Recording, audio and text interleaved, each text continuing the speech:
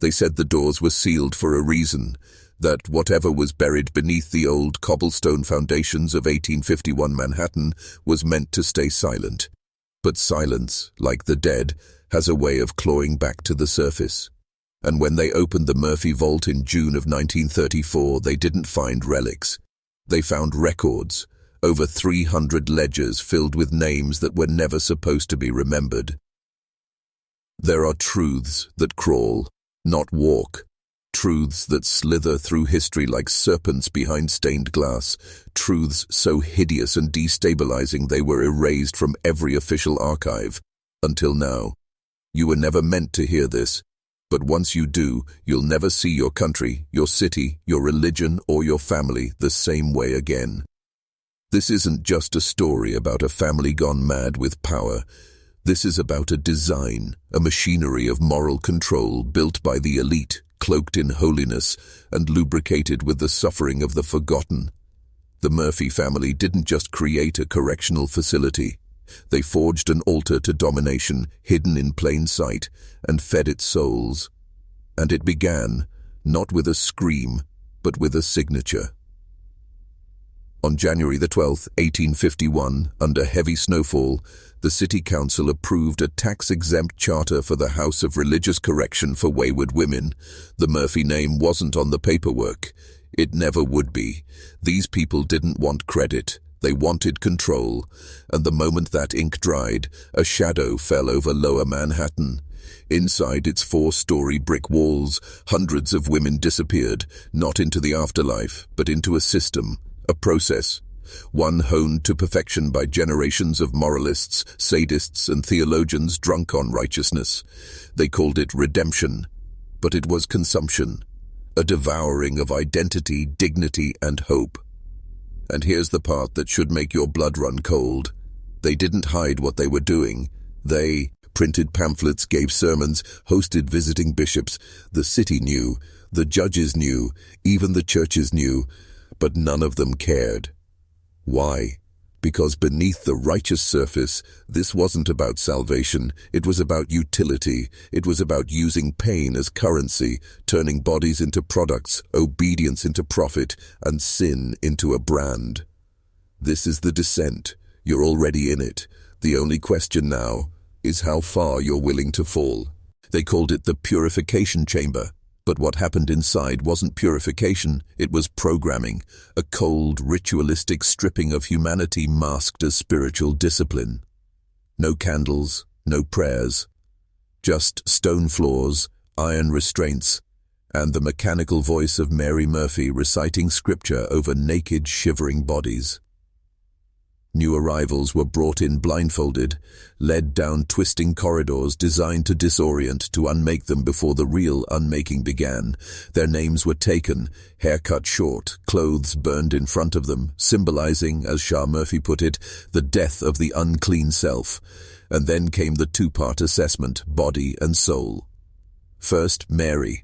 Her hands were clinical, her eyes detached, evaluating like a butcher sizing up livestock. Each woman's body was catalogued in obscene detail, scars, moles, teeth, hips, all recorded in leather-bound ledgers meant not for health but for clients. Because the Murphy house didn't just re-educate women, it sold them to bishops, bankers, politicians, and no one stopped it because those same men were the ones writing the laws. Then came Shah. He wasn't loud, he didn't need to be. His voice was soft, slow, serpentine, wrapping around your brain like a noose made of scripture. He asked questions that weren't really questions. Did your father touch you? Do you still think about him?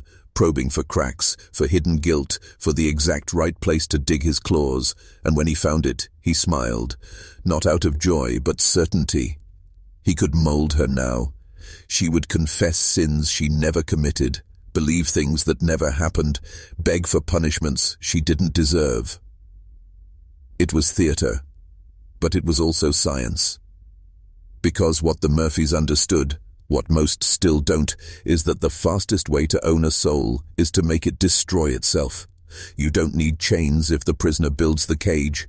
You don't need guards if the inmates police each other. What they created wasn't just a building, it was a system of spiritual annihilation, a psychological factory built to erase women and reassemble them as obedient shadows of themselves. And it worked. For decades. Ask yourself, why haven't you heard this before? Because truth like this doesn't just get buried. It gets buried deep, under court orders, under lost records, under the collective silence of generations who knew but said nothing. But now you know. And once you know, there's no going back. The walls were too thick to scream through. That was deliberate. Patrick Murphy paid extra for industrial insulation, originally meant to muffle factory machinery, so no sound would ever escape. The building became a tomb of echoes, where cries for help died before reaching the door. But the real silence wasn't in the air. It was in the women themselves. By the third week, most stopped speaking entirely. They called it spiritual submission, but it was trauma, engineered, systematic, and weaponized. Every hour of the day was regulated. Wake at 4 o'clock a.m., prayer in Latin, cold water wash, forced labor, scripture recitation, silence, silence, silence. There was a reason for every ritual, a reason for every hymn. Shah Murphy once wrote in a private journal, "Repetition is the ladder, guilt is the rope." And he was right. If you repeat a lie long enough, the brain begins to bend, especially if the body's already broken. But let me tell you what makes this story dangerous. This wasn't some rogue cult hiding in a basement. The House of Religious Correction was registered with the state, endorsed by churches, funded by philanthropists. Do you understand what that means? Institutional evil. The kind of evil that wears a cross and speaks with a judge's voice. The kind that passes inspections, that gets awards for reform and morality. The Murphy house didn't hide. They invited visitors. Clergy toured the halls. Senators dined with the family. Reformers praised them in newspapers. The very machinery of the state held up their lies like gospel. And the public? They applauded, because fear is easy to sell when you wrap it in righteousness. The people needed to believe in monsters, fallen women, drunks, prostitutes, deviants. It made their own sins feel lighter. It gave them something to cast their stones at. But what if I told you that the real deviants wore robes, that the true corruption sat in pews every Sunday nodding along while Reverend Hartford praised the Murphys for curing moral affliction? Because that's what this really was. A cure. Not for sin, but for disobedience, a system designed to crush non-compliance under the weight of divine authority. And here's the truth no one wants to say out loud. Every empire has its Murphys, every era has its asylums. You're not looking at the past, you're looking at the blueprint. If you're still here, it means you're ready. Ready to go deeper, ready to see what they've spent 150 years trying to erase. There was a room in the East Wing known only as the Reflection Hall. No mirrors, no windows, just one long corridor of polished black stone where the walls warped your shadow, stretching it into grotesque shapes as you walked. The women were made to march through it twice a day, morning and dusk, barefoot, in silence, eyes forward. Why? Because Shah Murphy believed that if you made someone watch their reflection long enough, they'd begin to see what you told them was there. A sinner, a whore, a curse in God's image, not a victim, an offense. The reflection hall wasn't a punishment, it was a sermon made of stone. Some women clawed at the walls by day 12, others collapsed, sobbing, screaming to be cleansed. The walls stayed silent, and so did the staff. The Murphy family understood something that modern psychologists would only articulate a century later. Identity is malleable. You strip someone of their name, their history, their rituals, and their community, and you can write a new reality into their brain, one that serves your agenda. And that's exactly what they did. But not all resistance came from inside the asylum. In 1857, a group of abolitionist women began publishing anonymous letters from supposed survivors of the Murphy facility. The stories were brutal: forced sterilizations, deaths disguised as conversions, missing girls. But every letter was dismissed by the city council as hysteria. The authors were slandered, threatened, and one, Eleanor Bell, was found drowned in the Hudson 2 weeks after testifying before a magistrate. The press refused to print the stories. Why? Because Murphy money paid for headlines, and Murphy threats controlled the ones who didn't take bribes. See, here's where it gets darker. This wasn't just about morality, it was about economics. The women weren't just inmates, they were assets. The asylum received £210 per head, per week, from state subsidies, and that number multiplied with every moral referral from the courts. On top of that, there were private contracts, elite men who paid handsomely for spiritual counseling sessions with the younger, quieter girls. The Murphy family was running a fully legal human trafficking enterprise under the banner of Christian reform, and no one stopped it because the system was designed to reward them. And you think this ended in 1867? You think they shut the doors, packed up, and disappeared? No, they evolved. They passed the formula on, changed the name, changed the face, but not the engine. The asylum may be buried, but the machinery still runs. We're just getting started. In 1861, amidst the smoke of civil war, the Murphy family made their most diabolical move yet. They franchised their model. It began quietly, an expansion to an unnamed facility in Albany under the oversight of Thomas Murphy's private associates. Then another in Newark, disguised as a home for destitute women, and another in Boston, each one legally distinct, but built on the same sacred foundation: erase identity, insert obedience, profit from pain. But the core principle remained unchanged. Corruption thrives when disguised as virtue. By now, the original house in Manhattan was a fortress of influence. Its ledger books read like a directory of East Coast aristocracy. Financiers, bishops, newspaper magnates, all with private access, all complicit. The asylum wasn't just tolerated, it had become a rite of passage among the elite. New York's upper crust didn't merely fund the Murphys, they celebrated them. In 1862, Patrick Murphy was honored by the Society for Moral Renewal, a public gala, speeches, applause. They called him a shepherd of fallen lambs. He smiled while knowing full well that 23 women had died in his institution that winter alone. Not one autopsy, not one investigation. Do you see it now? This wasn't a horror story hidden from the public. This was horror endorsed by the public, as long as it served their fears, confirmed their biases, and kept their daughters untouched by the stain of the immoral class. It gets worse. Records recovered in 1934 revealed a disturbing classification system. Every woman was assigned a color code, not for clothing, but for value. Red, desirable for private spiritual sessions. Blue, labor grade, high endurance. Gray, uncooperative, to be broken. Black, terminal, to be silenced.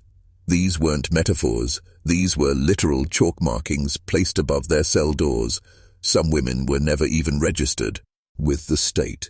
They existed only in secret ledgers marked D-class, disposable, no paperwork, no family contact, no return. And if you think that's unthinkable, pause. Because the structure of this system still exists. It's just digital now. It's algorithms, not chalk. Pharmaceutical compliance, not prayer sessions. But the goal hasn't changed. Erase your will, assign you a value, extract your obedience. Here's your moment of clarity. This isn't about women, not entirely. It's about control. If they could do it to them, they can do it to you, and they are. Comment below. They can't erase what I've seen. Comment it twice, not for the algorithm, for yourself. Now, we go deeper. The basement held more than just the purification chamber. It held rooms with no names, no official blueprints, and no air circulation. Rooms that were never meant to be seen again. During the 1934 excavation, city workers uncovered a section of the lower foundation, sealed behind 2 feet of brick and mortar, containing 3 chambers lined with rusted iron rings, skeletal remains, and something far worse: journals, bound in leather, pages warped by blood and mildew, written in Shah Murphy's precise, emotionless hand. These weren't confessions, they were manuals. One entry reads, "To destroy will, remove mirrors. To remove memory, interrupt sleep. To induce dependency, alternate punishment with praise." Another, "Rebirth is most effective when preceded by betrayal. Give her false hope, then strip it." This wasn't improvisation. It was refined technique, the clinical dissection of human identity, masquerading as salvation. Shah Murphy saw people as clay, soft enough to mold, brittle enough to shatter. He called it the art of reclamation. He believed the soul was not sacred, but programmable. That fear, isolation, and praise used in precise intervals could erase the ego and replace it with obedience masked as faith. He tested variables, documented outcomes. Some women went catatonic. Others developed a condition we now recognize as Stockholm Syndrome, though Shah described it more poetically. When the captive sings to the captor, the system is complete. And what of Patrick Murphy? By the time the Civil War ended, he was no longer simply a warden. He had become a symbol, not of cruelty, but of order. Churches cited his methods in sermons. Reform schools copied his schedule. Politicians sought his endorsement. He was the architect of a model America didn't want to admit it craved: obedience through moral terror. Even after his death in 1869, the system didn't collar, it calcified. The Murphy model became the skeleton of future institutions: women's homes, orphanages, psychiatric wards, places where the unfit were reshaped or removed under the guise of care. You must understand, this isn't ancient history. This is the soil our modern systems were built on. Think about it. How many institutions today strip you of your name, replace it with a number, control when you eat, sleep, speak, and think, all while claiming to help you? This isn't a story of the past. It's a mirror, and you're standing in front of it. Still want to keep going? Because from here on out, we enter the part they never meant to unearth. By the early 1870s, the original Murphy Asylum had earned a new nickname whispered through the slums of Lower Manhattan: the House of Hollow Eyes. Not because of the women inside, but because of those who left, if they left at all. The few who did were no longer recognizable. They didn't cry, didn't scream, didn't speak of what had been done to them. Their stares were vacant, as if something had been scooped out behind the eyes and never replaced. Neighbors said they wandered the docks at night, walking in straight lines, muttering prayers not found in any Bible. One woman, Maria Halbrook, was found scratching symbols into the walls of her boarding house. When asked what they meant, she replied, "It's the schedule. If I forget, I disappear again." The symbols were later analyzed by a Yale linguist. They matched ancient monastic code, once used by cloistered monks to maintain silence through symbols. But Maria had never studied, never traveled, so how did she know?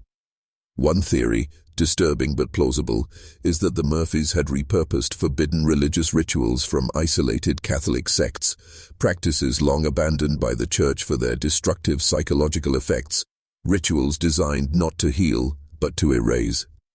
And then there's the hymnal. Unearthed in the same sealed basement chamber as Shah's journals, it was a small book of chants, no notation, only syllables, nonsense phrases, but phonetic tests revealed a terrifying possibility. The patterns mimicked theta brainwave frequencies, those associated with deep hypnosis and altered states of consciousness. In short, it wasn't music, it was programming. And now we arrive at something no one wants to say out loud. The Murphy Asylum wasn't just reforming women, it was experimenting on them. Memory restructuring, identity erasure, behavioral implantation. A full 50 years before MK Ultra, before Project Monarch. and long before any of it was considered scientifically viable. So where did they get it? That's the question researchers still argue about, because in one final journal entry, dated October 18, 1867, Shah Murphy writes, "She taught me the black rhythm, the silence between breaths, the door behind the veil." Who was she? We'll get there, but not yet. First, you need to understand why the asylum was really shut down. Because it wasn't for mercy, and it wasn't because the truth came out. No, it was something else. The Murphy Asylum did not shut down because of public outrage. There was no grand exposé, no torch-wielding crowd demanding justice. In fact, its closure was announced in a single paragraph on page 7 of the New York Herald in March of 1874. The Sisters of Mercy have assumed stewardship of the former Murphy Refuge under the auspices of the Archdiocese. All prior operations have been concluded. Polite, clinical, deceitful. Because behind that statement was a truth so disturbing it was buried not just by journalists, but by the Church itself. In early 1874, 2 nuns assigned to inspect the building for the incoming order found something in the chapel cellar. Not bones, not bodies, not journals. They found a well. Circular, masoned with black stone not native to the region, no record of it in the architectural plans, no explanation in any Murphy journal. One of the nuns, Sister Eleanor, began weeping uncontrollably the moment she approached it. The other, Sister Agnes, described feeling a pulling pressure behind the sternum, as if something inside her was being summoned. They reported the incident. A team of church investigators arrived the next morning, led by Father Malloran, an exorcist previously assigned to South American possession cases. What they found wasn't demonic in the traditional sense. It was worse.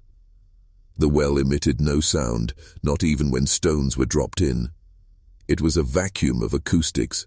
Malloran's journal, confiscated and hidden until its rediscovery in 1992, contained this passage. "We found the threshold, something ancient, older than language. It answers not in words but in knowing, and it does not forget." 2 of his assistants went missing. One was found 3 weeks later in Pennsylvania, naked and speaking fluent Aramaic, a language he had never studied. The Vatican was contacted. A direct order from the Jesuit Curia followed within 8 hours. Seal the site, remove the name, absorb the lineage. That was it. The asylum was closed not because of public pressure, but because something beneath it had awakened, something even the Church couldn't contain. And so they did what power always does when confronted with a threat it cannot defeat. They buried it, physically, politically, spiritually. But not before taking notes. Quietly integrating the Murphy methods into acceptable church practices, confession, penance, isolation, control. And yet, that well was never destroyed. It still exists, beneath layers of concrete, twisted piping and false blueprints. Now ask yourself this: why would they keep it? What did they believe it could still offer? Shah Murphy was not born a monster. He became one, systematically, deliberately, and with purpose. What transformed him wasn't power or cruelty, it was contact. In his early writings, Shah is methodical, even philosophical. He writes about sin as imbalance, disorder as disease. But by 1860, his language shifts, becomes poetic, then fractured. He starts referring to something he calls the listener. He doesn't describe it in physical terms. No face, no voice, only sensations. The itch behind thought, the breath that enters when I exhale, the mouth beneath silence. This is when the programming rituals begin. Patients report chants with no words, meals withheld in patterns of prime numbers, confessions taken at 3:33 a.m., always 3:33. He begins sketching spirals, always spirals, and in his journal margins appear drawings, not of saints, but of faceless women kneeling before a tall, featureless shape with outstretched hands. Then, on December 21st, 1862, winter solstice, he documents his first descent. He writes, "Tonight I stood at the edge of the breathless well. I did not fall. I was invited. The listener showed me the framework, how memory bends, how identity is a weave of symbols. I understand now. Reform is not the goal, rewriting is. She gave me the black hymn. From this point on, everything escalates. The girls are no longer called by name, but by designation: vessel, echo, clay. Their diets are replaced with broth and silence. Some are left in isolation for weeks. Others are subjected to cleansing sessions where the hymnal is sung for hours in pitch-black rooms. One survivor recalled this: "I forgot my brother's name, then my own, but when I said I am clay, they fed me." This was no longer correction, it was conversion. But to what? Shah believed the listener wasn't just a presence, it was a pattern, an intelligence buried beneath consciousness. Oh, older than humanity, older than language, waiting for vessels strong enough to transmit it, and in his final notebooks, he makes a claim that rewrites everything we thought we knew. I did not build the asylum, I followed its outline. The blueprints were beneath the soil, etched in the bedrock. The foundation was already there, waiting. If true, then Shah didn't create the darkness. He activated it. And here's the most chilling part. Many of his symbols, spirals, inverted eyes, geometric ratios, match carvings found in Neolithic sites across Europe, Mesopotamia, and the American Southwest, sites associated with ancient burial grounds, druidic sacrifice, and pre-Christian trance rites. So the question now is not just what Shah became, but what he was allowing through. By 1864, the Murphy Asylum had ceased functioning as anything remotely resembling a refuge. Outwardly, it still maintained the appearance of a charitable institution, nuns at the gates, quiet halls, daily prayers. But beneath the facade, ritual had replaced rehabilitation and obedience had replaced healing. And at the center of it all was a single silent room, Chamber 9. No one spoke of it openly, not even in journals, but survivors referred to it in hushed tones. The listening room, a chamber without windows, no light, walls padded not for safety, but for silence. Inside, women were left alone for exactly 91 hours, no food, no speech, no time markers. A brass funnel extended from the ceiling. From it, low hums would pulse in irregular intervals, frequencies later measured at 4.5 to 7 Hz, theta waves. The same frequencies used in modern hypnosis, trauma therapy, and behavioral reprogramming. Some patients came out speaking different languages, others could no longer read. Most cried when addressed by their names, as if it no longer belonged to them, but one, subject E17, emerged smiling. She wrote a single phrase in blood on the wall: "The listener sees through borrowed eyes." And this is where the lines between spiritual, psychological, and something else start to blur. Because an independent psychologist, Dr. Edmund Leclerc, who visited the asylum in 1865 on behalf of the state, left a private account of his findings. It was never published. It was never meant to be. It was found in a locked drawer in his home after his death. What I encountered at the Murphy site is beyond clinical explanation. The subjects do not exhibit trauma, they exhibit programming, as if rewritten, not just in memory but in identity. They respond not to external cues, but to unseen rhythms. I began to hear them too, the hymns, the pacing. I dream now in circles. Dr. Leclerc Wablu, as institutionalized less than a year later.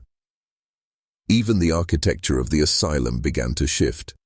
Shah Murphy ordered renovations that created unnatural proportions, hallways with no end, stairs that led to blank walls, doorways offset by precise measurements found in Sumerian temples.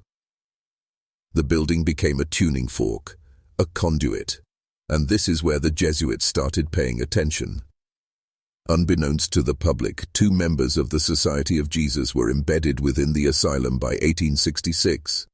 Their correspondence, declassified only in 2009, describes the rituals in terms not of blasphemy, but of pre-Christian gnosis. They refer to Shah not as a heretic, but as a false magus, one who opens but does not close. Because something was coming through, and it wasn't benign. One of the priests, Father Donato, was found dead in Chamber 9.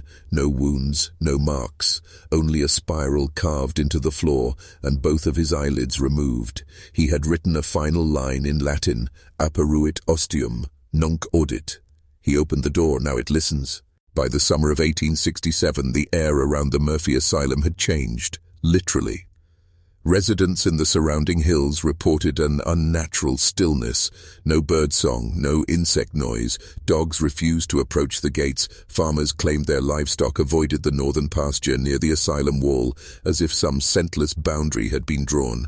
And then came the screams. They began on June the 6th.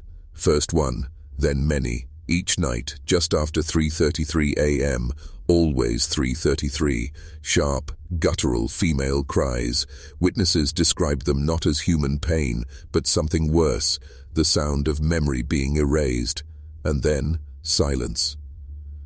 The nuns stopped writing. Letters from the asylum ceased. Shipments of supplies returned unopened.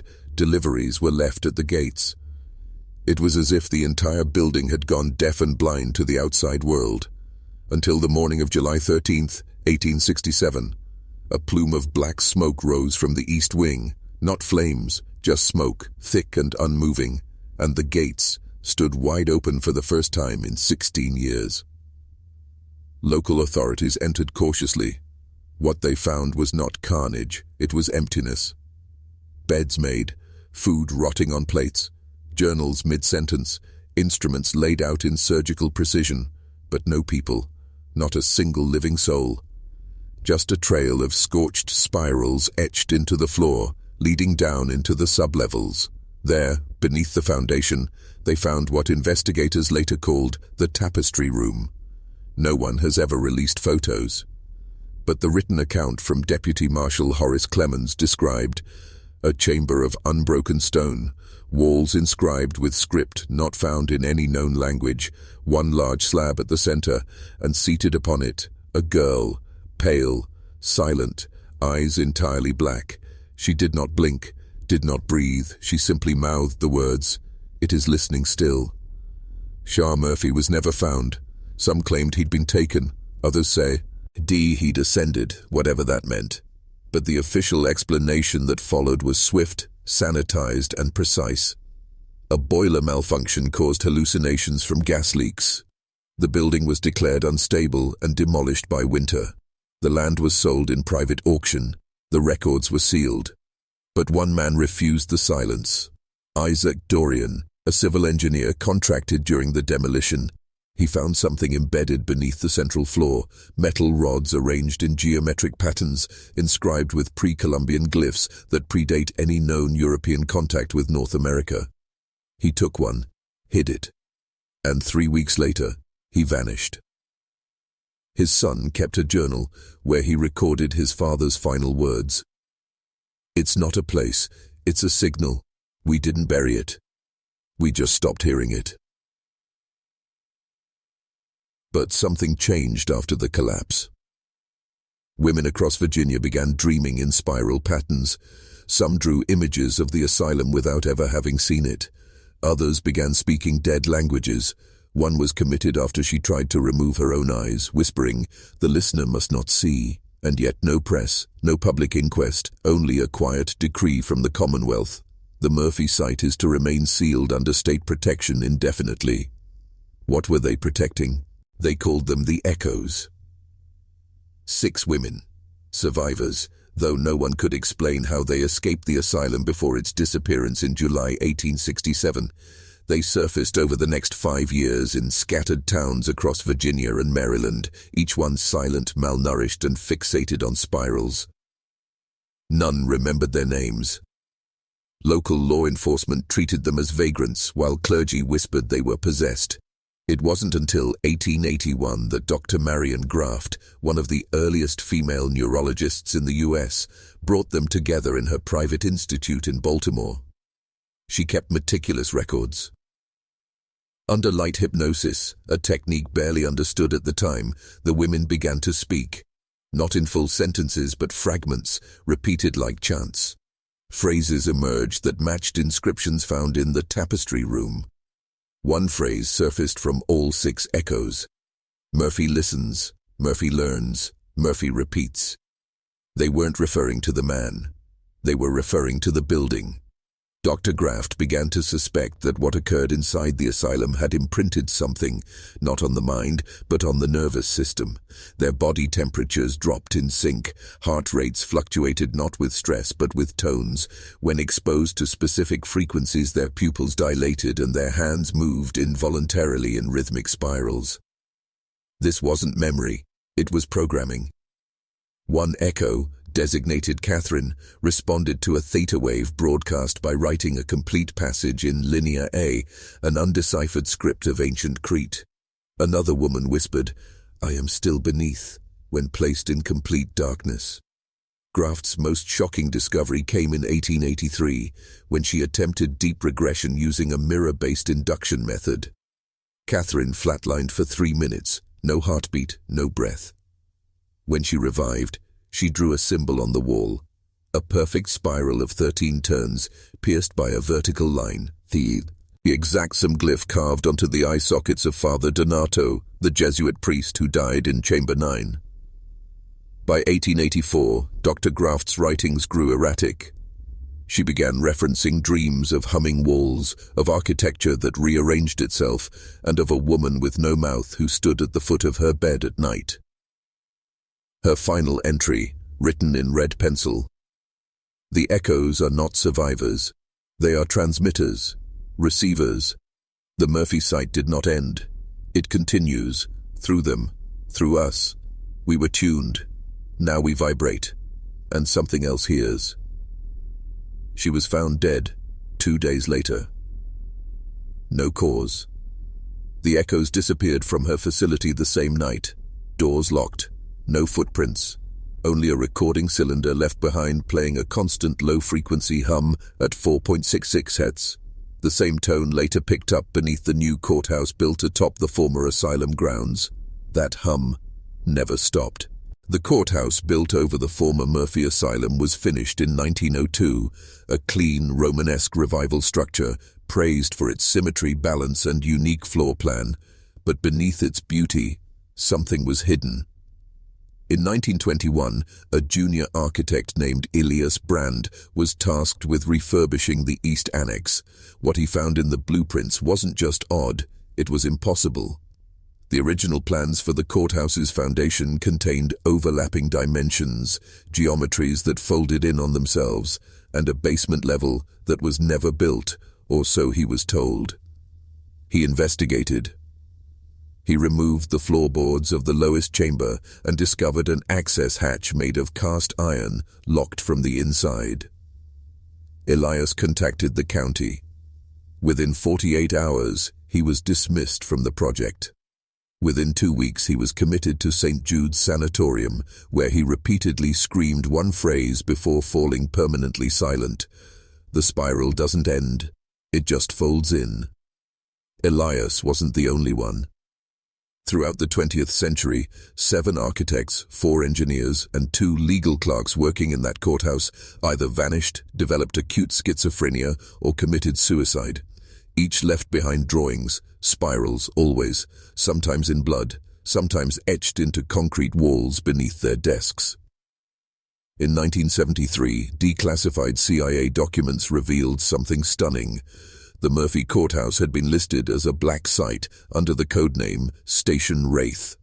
It was one of 13 global facilities tied to Project Silent Vessel, an alleged Cold War-era initiative to map acoustic anomalies tied to non-human frequencies. The common feature across all 13 sites: each one was built atop or near ancient spiral petroglyphs, and each one was secretly embedded with Murphy geometry.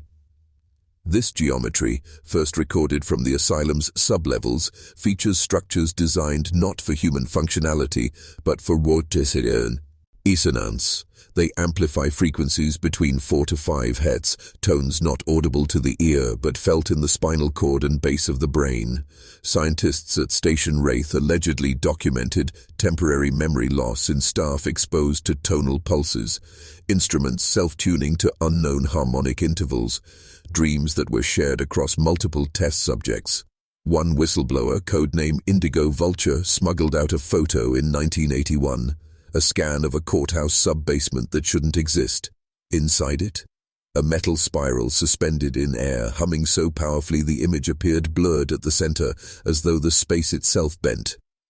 That image has never been authenticated. But the man who released it died in a fire 10 days later. Official cause: lightning strike. Problem is, the night was clear. No storm, no clouds, and the lightning came from the ground up. Still think it was just an asylum. It was called the Pinegate hearing, an unofficial congressional inquiry held behind closed doors in October 1994, never aired, never publicly acknowledged.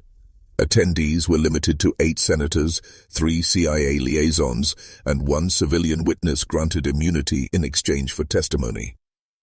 The hearing was centered not around the asylum, but around something more dangerous: unauthorized neurosensory experimentation on U.S. citizens between 1964 and 1988. But the deeper it went, the more one name kept surfacing: Murphy.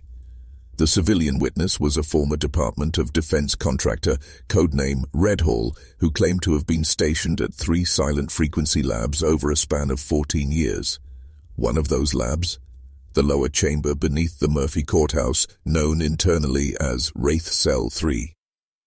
He brought with him a sealed envelope containing redacted architectural diagrams, a hand-drawn spiral log, and 4 burned cassette tapes labeled with dates and heart rates. Red Hall's voice, documented in the leaked transcript, was calm, too calm. He explained how Wraith Cell 3 wasn't an observation center, it was a transmission facility. They weren't monitoring brainwaves, he testified, they were writing into them.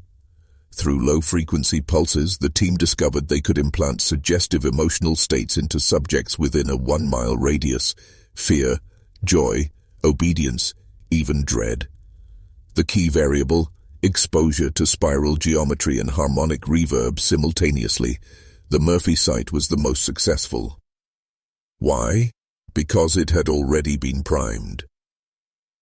Red Hall described a hidden chamber sealed off during courthouse construction, originally part of the asylum's foundation, untouched since 1867. Inside it was a circular room lined with obsidian tiles, a reflective black stone known to amplify EM resonance. The room had no doors, no light source, and a constant mechanical hum, even in complete isolation. Tests showed the hum originated from beneath the bedrock. A natural vibration, they called it, but no known geology supported it. Red Hall claimed subjects left alone in that room for more than 9 minutes returned changed. Some couldn't speak, others spoke languages not yet identified. One subject scratched a spiral into her own abdomen while humming the same frequency. She bled out in 4 minutes. The tapes Red Hall submitted, all 4 were taken. One senator, Albert Kinley of Missouri, allegedly kept a copy. Kinley's office burned down 2 weeks later. The body was never found. Only a charred iron spiral was recovered from the wreckage. The hearing was sealed, the participants sworn under permanent gag order. Red Hall disappeared.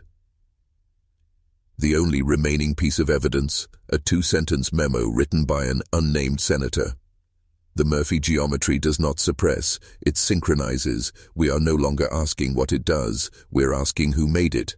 When the sub-basement of the Murphy site was quietly excavated in 1982 under the guise of seismic reinforcement, contract workers stumbled onto something far older than the courthouse.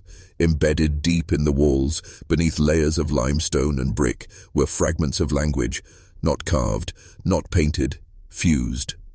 Molecular analysis revealed the characters were made of vitrified basalt, a stone only formable at temperatures exceeding 2,000 degrees Fahrenheit, yet the surrounding rock showed no signs of heat damage.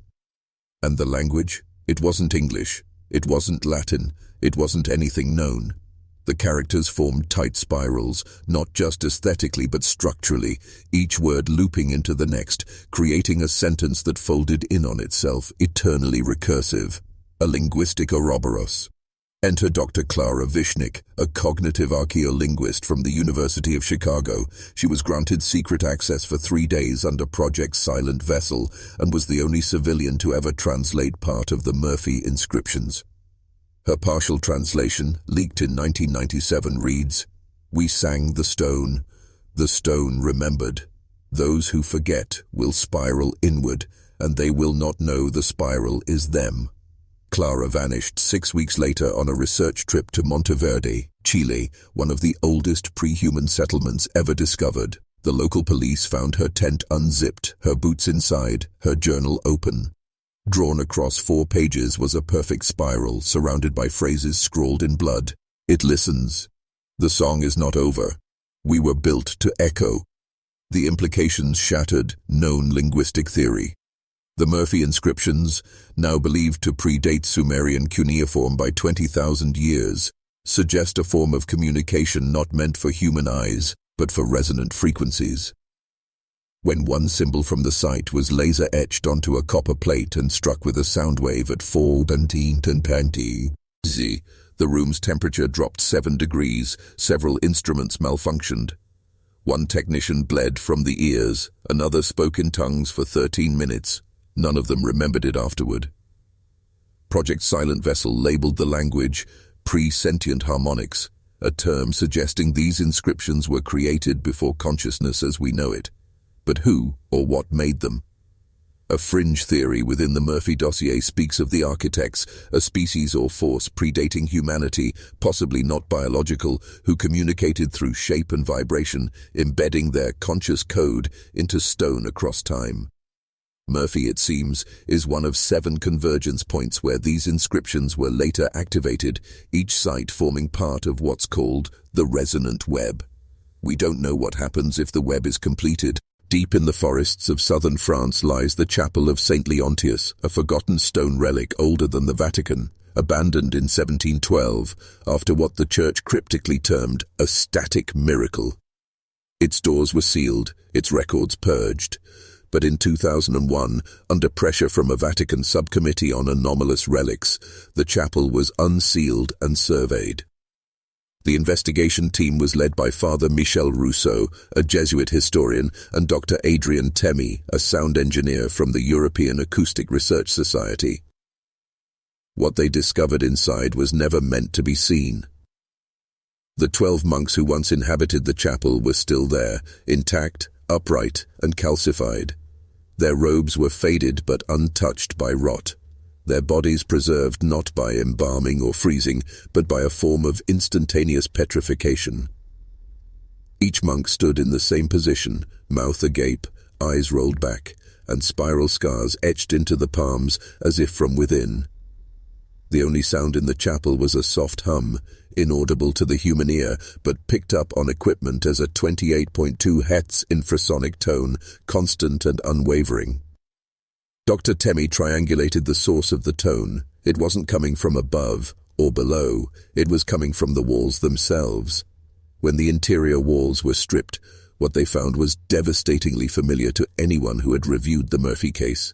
Pre-sentient harmonics, etched into blackened stone, identical in structure and spiral geometry to what was found beneath the asylum. But here, it was complete, a full spiral, closed and unbroken. Temi played a frequency sweep across the spiral. At exactly 417 Hz, every piece of glass in the chapel shattered. Father Rousseau collapsed, clutching his head. On awakening, he repeated the same phrase for 4 straight hours. The silence knows my name. The silence knows my name. The silence knows my name. Then he began to sing. The melody was unrecognizable, otherworldly, yet eerily similar to the tonal patterns found in the Murphy tapes recovered by Red Hall.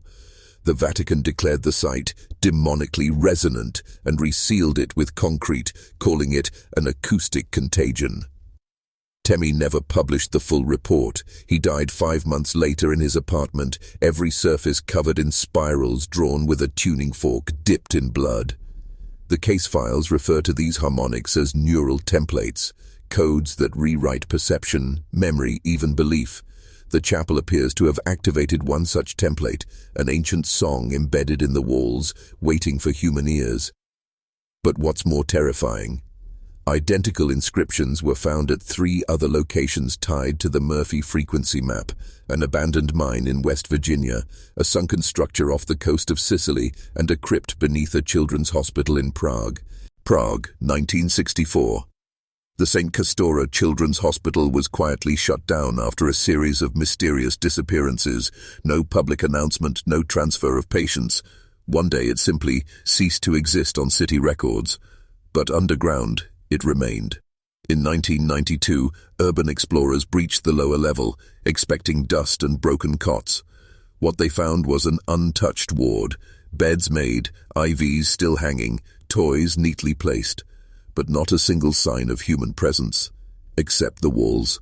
Hundreds of spirals, drawn in chalk, blood, and what appeared to be rust. Each door had a name carved into it, and every name matched those of children who had vanished between 1958 and 1964. One of the explorers, a man named Tomasz Liska, brought back a recording device. What it captured shook researchers to their core. At exactly 3:13 a.m., a lullaby began to play. No instruments, no speakers, just a melody drifting from the hallway, soft, slow, and unmistakably not human in tone. It began in a minor key, but twisted mid-bar into dissonant spirals of sound, fracturing any melodic logic. The lyrics, reconstructed later by a linguist familiar with the Murphy inscription: "Sleep, little fire, stone will sing you through, skin forgets the spiral, but the spiral won't forget you." The tape was verified to contain no artificial edits, no layering. The frequencies spanned both subsonic and ultrasonic ranges. The lead analyst developed chronic migraines after reviewing it. Weeks later, she disappeared, her home found lined with children's drawings of spiral-eyed dolls. But the most harrowing discovery came when the team unearthed the sub-basement, a level not listed in any architectural plans. There, beneath layers of plaster, was another harmonic spiral, larger than any before, 6 meters wide, surrounded by a ring of lead. At the center of the spiral lay a crib, empty except for a mobile that spun silently when no air moved. It was suspended above a stone disc inscribed with words identical to those found beneath the Murphy Asylum. "We sang the stone. The stone remembered." The hospital had been a containment site, one of the resonant web's final nodes, and somehow the children were part of it. Documents later uncovered in Vatican archives suggest a covert operation named Project Echo Shepherd, allegedly designed to track children born with natural harmonic resonance, their minds more tunable to ancient frequencies. St. Castora was not a hospital, it was a resonance nursery, and once the network detected a convergence-ready mind, the spiral would awaken. In 2023, during a classified renovation survey of the old Murphy Asylum ruins in Virginia, a team of geotechnical engineers, originally hired to assess structural integrity, uncovered something that was never meant to be found. Behind a false brick wall in what had once been the surgical wing, they discovered a narrow shaft leading to a chamber not on any blueprint. The room was circular, completely sealed, and carved entirely from a darker stone, a type of igneous material not native to North America. At its center stood a pedestal, and upon that pedestal rested an object long dismissed as legend in the earliest Red Hall documents. The stone mask, oval, featureless, except for 2 hollow eye sockets and a spiral etched into the forehead, carved so deep it bled into the interior. The moment the lead engineer touched the mask, all electronic equipment in the chamber failed. Watches stopped, hard drives wiped themselves clean, and the youngest member of the team began speaking in a language she didn't know.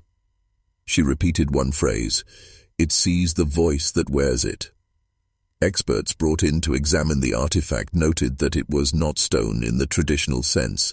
Its molecular structure shifted under spectroscopy, as if reacting to observation. When subjected to acoustic resonance, the mask absorbed every frequency between 3 Hz and 18 kHz, emitting nothing in return. Until a Red Hall technician played a segment from the 1964 Prague lullaby. That's when it sang back. The sound was unlike anything human, a subharmonic growl wrapped in tonal complexity, forming what AI linguists at the Smithsonian described as directional emotion encoding. The mask wasn't just a relic, it was a device, a translator, a catalyst. 3 weeks later, one of the surveyors went missing. He left only a single video behind, found on a corrupted SD card. In it, he wears the mask, and he speaks in a clear voice, though his eyes are clouded, unfocused. The Murphy Asylum was not the first. It was the tuning fork. We are all born deaf until the tone corrects us. This is not madness. This is alignment. I can hear the architecture. He then begins drawing spirals, not with chalk or ink, but by dragging his own finger across the walls until blood pools in perfect curves. His body has never been found. More chilling, though, is what the forensic team detected behind the mask's spiral, a vibrational code identical to that found inside the bones of the calcified monks in St. Leontius Chapel, meaning the same frequency that petrified the monks was embedded in the mask. Not only are these sites connected, they are communicating through encoded stone, buried tones, and human vessels. Appalachia, winter 1977.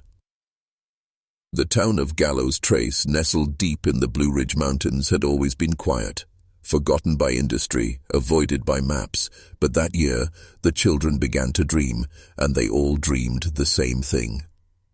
Tunnels, endless spiral tunnels burrowing beneath their homes, soft dirt walls glowing faintly with symbols none of them could read, but all somehow understood.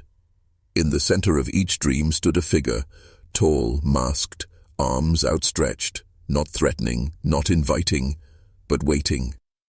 Parents thought it was hysteria, but when 17 children drew identical diagrams of the tunnel system, and those drawings matched an 1891 mine collapse map supposedly lost to history, the town changed, quickly.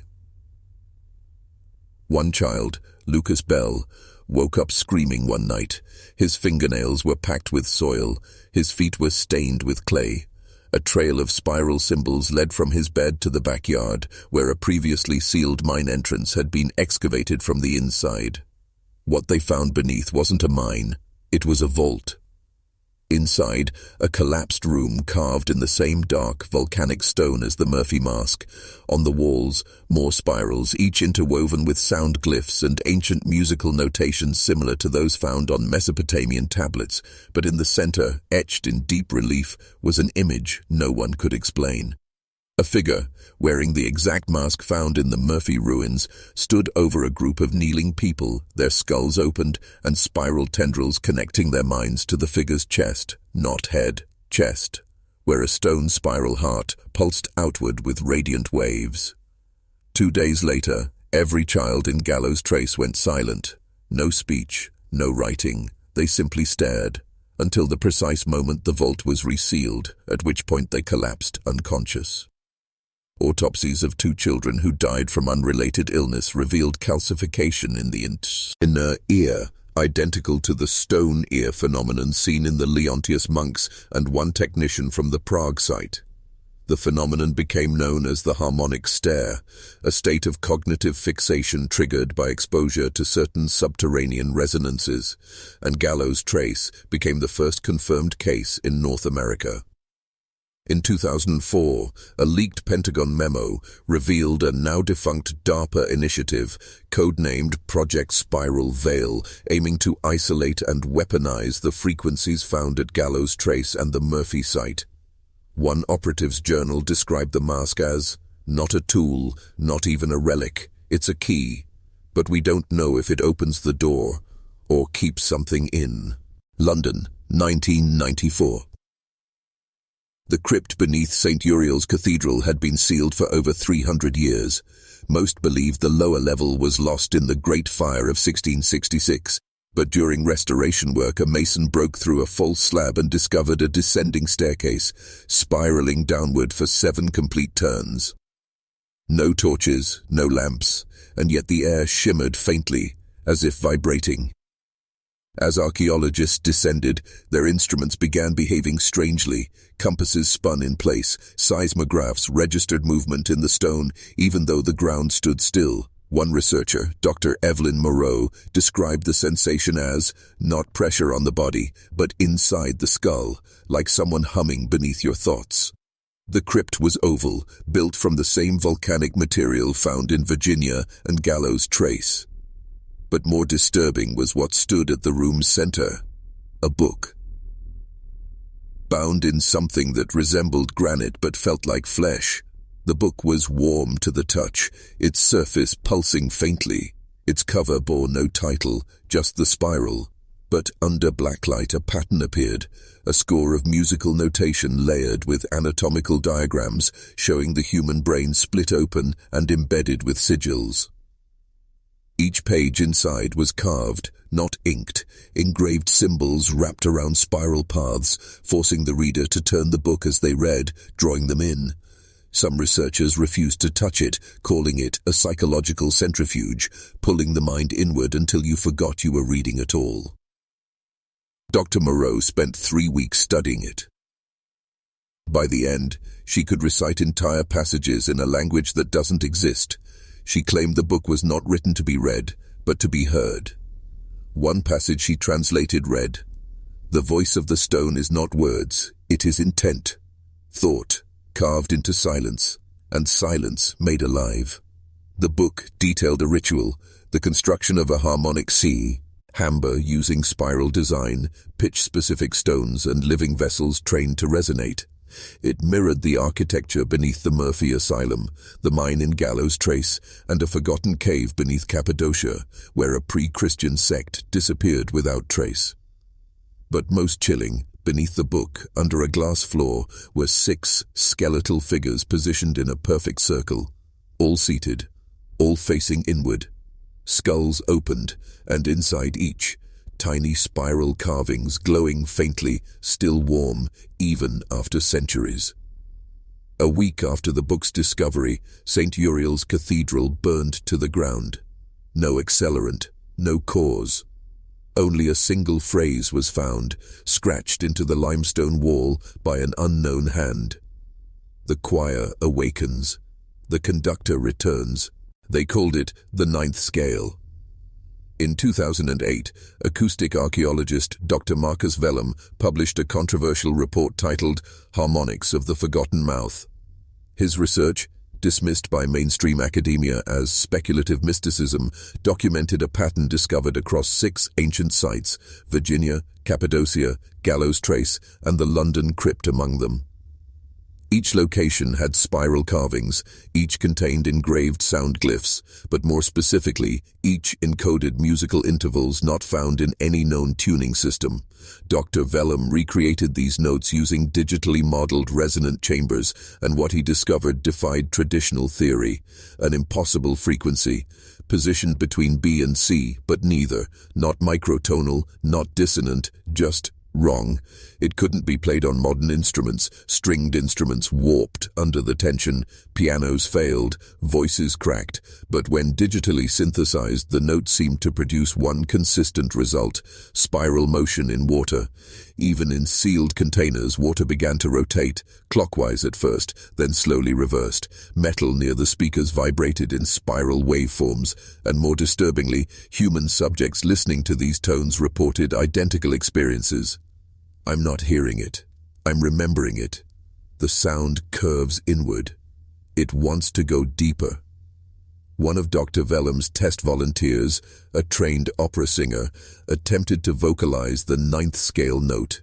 Her throat seized. She convulsed. Moments later, blood vessels ruptured in her ears. In her final coherent statement, she whispered, "It opened. Something." Forensic MRI scans showed temporary activation of dormant regions in her temporal lobe, often associated with early language processing. A second volunteer, monitored via EEG, exhibited brainwave patterns identical to REM sleep, despite being fully awake. Now here's where it ties back to the Murphy mask. The inside of the mask, believed merely ornamental, contains etched grooves that match the waveforms of this ninth scale, not visually, but mathematically. When a low-frequency sound matching the spiral tone was played near the mask, it began to vibrate, resonating with a subtle hum, amplifying until the stone around it cracked. DARPA's Project Spiral Veil, as later declassified, spent nearly a decade attempting to recreate this resonant consciousness induction. But they failed, because one component was always missing: a human conductor. The mask was never just a relic, it was an instrument, and it requires a voice shaped to sing the scale of the spiral, a voice not born, but prepared. The same glyphs found in the London Book, the Appalachian Vault, and the Murphy Underground Temple each mention this voice of the conductor. A chosen vessel tuned by trauma, silence, and ritual. Bratislava, 1943. In the shadows of the Nazi war machine, beyond the horror of occupied Europe, lay a facility never marked on any map. It was known only as House 9, a psychiatric institute buried beneath the ruins of an abandoned monastery. The building above ground was charred and crumbling, bombed years earlier. But underground, 7 levels deep, something persisted, and the man running it was Dr. Rainer Koenig, a eugenics psychiatrist who had defected from the mainstream Nazi medical corps to pursue what he called resonant heredity. His obsession: children born with spiral-patterned vocal folds. It sounds absurd until you see the autopsy images, dozens of preserved larynxes dissected and labeled, and across a subset of these, an unnatural curvature in the muscle fibers, tiny concentric spirals visible only under enhanced microscopy. Koenig believed these children were genetic conduits, what he called Singkinder, or the singing ones, born capable of vocalizing tones outside human comprehension. He believed the key to controlling mass psychology, fear, worship, obedience, was not chemical, but vibrational, and he wasn't working alone. Recovered letters between Koenig and Charles Murphy Jr., then an expatriate cultural diplomat stationed in Austria, revealed chilling collaborations. Murphy had sent architectural diagrams, plans from the original Murphy Asylum basement, and Koenig replicated the layout, spiral for spiral, deep beneath House 9. Each chamber was a test cell. Inside, children were subjected to carefully sequenced stimuli, rhythmic flashing lights, auditory pulses based on the 9th scale, and sleep deprivation designed to detune their minds. If a child responded by humming, whispering, or vocalizing the spiral note, they were isolated. 6 succeeded. Koenig built a circular chamber, the choir room, and placed the 6 inside, facing outward. 1 nig. In November 1943, guards reported a low harmonic tone vibrating through the floor, making their teeth chatter. Light bulbs burst. 1 guard collapsed, bleeding from the eyes. Inside the choir room, all 6 children were found unconscious, yet their mouths were still open. And the tone continued, coming from the walls. When SS Command ordered the facility evacuated, Koenig refused. His final journal entry reads, "They've learned to sing the spiral, and I've learned that the spiral sings back." 3 weeks later, Allied forces bombed the region, but the underground complex, insulated by stone, remained largely intact. When discovered in 1992 by Czech urban explorers, they found 6 small chairs in a ring. Spiral glyphs burned into the concrete and etched into the ceiling above the chairs. The voice is not 1, it is 6, made 1. The 6 children survived House 9, but they didn't remain children for long. Following the collapse of the Third Reich, an elite splinter group known as Sonderkreis 17, An occult recovery unit formed by former Nazi intelligence extracted the 6 survivors under forged Red Cross documentation. Their names were erased, their origins rewritten. Each child was given a new identity, a new country. Each one placed into controlled environments, a private conservatory in Vienna, a military-funded boarding school in Belgium, a Jesuit orphanage outside Rome, a psychiatric facility posing as a music academy in Maryland, an elite speech therapy institute in Ontario, and one, hidden in plain sight, as a mute ward in the Murphy Asylum. Records from these locations show striking patterns. Each subject displayed photographic musical memory, each could replicate impossible tones without formal training, and each suffered from a shared delusion that their voices were not their own, that something older was speaking through them, that they were being called back to a central point. They drew spirals, they scratched glyphs into their furniture, they hummed when afraid, not to soothe themselves but as if obeying a forgotten signal. Murphy Foundation operatives, working under the guise of International Education Exchange, monitored their development. Internal memos, later leaked by a whistleblower, reveal something even more chilling. These 6 weren't being studied. They were being tuned, carefully placed in environments of calculated trauma, silence, and repetition to shape their psychological resonance. At age 27, the one stationed in Rome vanished during an eclipse. At 29, the Vienna subject collapsed during a live recital after singing a single 23-second note, causing an elderly woman in the audience to convulse and die. At 30, the Maryland patient was transferred to an September 18, 1957.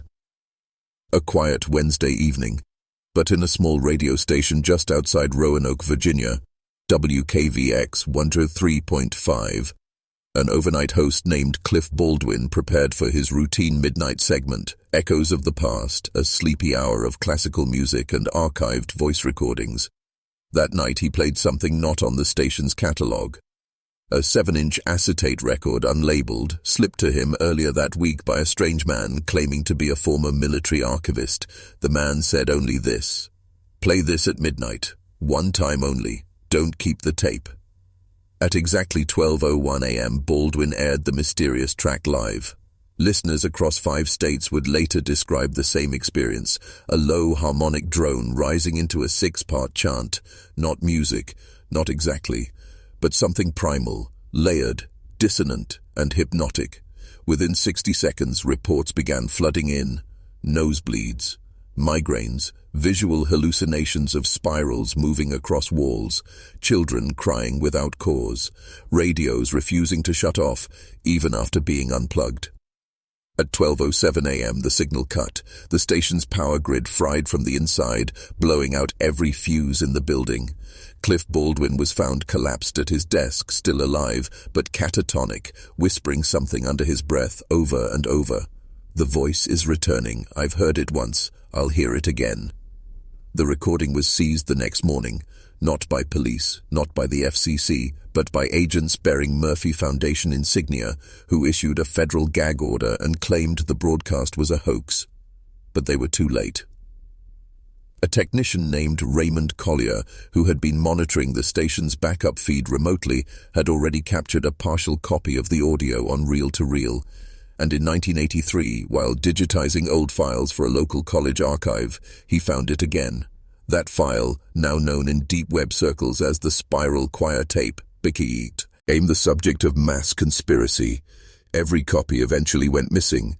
Some say Collier was killed, others claim he vanished into the Appalachian woods, leaving only a final note on his door. I played it backwards. That's when I saw their faces. Researchers who've glimpsed fragments agree on one thing: the voices match the spectral analysis of the 6 Sing-Kinder, which is impossible because they were all presumed dead by then, or worse, still singing somewhere. And that brings us back to the Murphy Asylum basement. Hidden beneath a sealed stairwell labeled Emergency Quarantine, a chamber lined with acoustic dampening tiles and 6 padded chairs, all facing inward, as if waiting. October 12, 2022. 200 years after the first stone of the Murphy Asylum was laid, a team of structural historians and cryptographers, contracted by the state for preservation mapping, uncovered a sealed sub-vault hidden beneath a false stone wall in the oldest wing of the property. It was never listed in blueprints, no stairwell led to it. It existed outside the known architecture of the building. The vault was protected by 3 layers of ceiling, a lead-lined door, resistant to radiation and acoustic frequencies. A series of brass tuning forks embedded in the surrounding walls, each corresponding to the 6 known tones sung by the singkinder. And a pressure-triggered spiral lock, activated by aligning a sequence of concentric rings etched with ancient Proto-Etruscan markings. Only after simulating the missing 7th tone using a digitally reconstructed version of the 1957 Baldwin broadcast did the vault open. What the team found inside was not simply a room. It was a resonance chamber, 30 feet wide, 10 feet deep, carved in perfect spherical symmetry. At its center, a metallic helical pillar floating without support, rotating slowly, pulsing like a tuning fork struck by no hand. The air inside vibrated. Time itself seemed to bend. Audio equipment failed. GPS became scrambled. Heart rates accelerated. And then, the sound began. A deep hum, human and inhuman, layered and alive.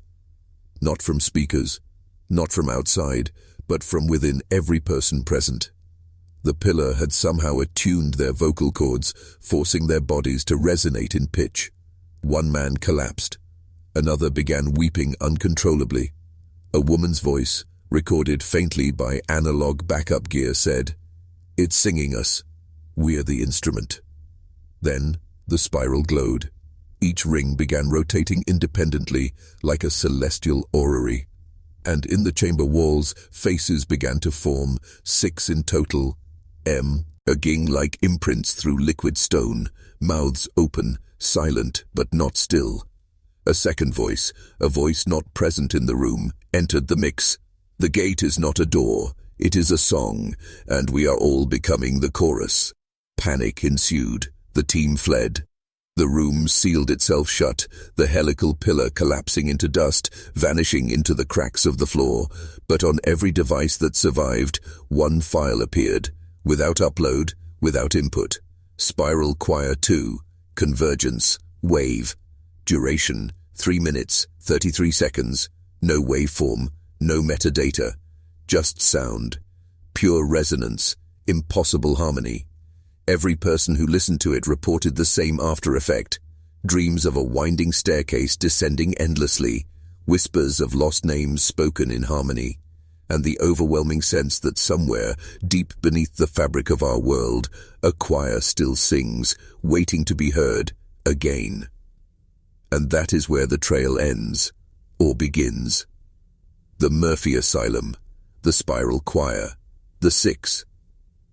They were not experiments, not victims.